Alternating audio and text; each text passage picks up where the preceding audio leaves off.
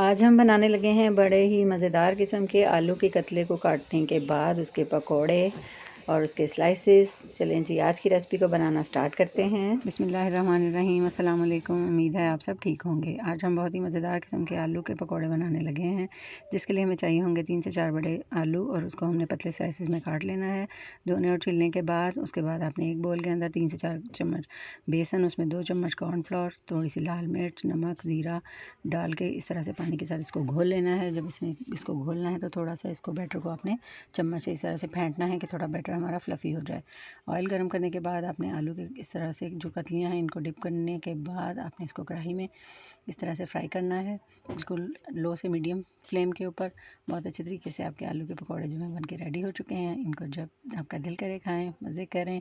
Channel को like करें, दुआ में याद रखिएगा। अल्लाह हाफ़िज़।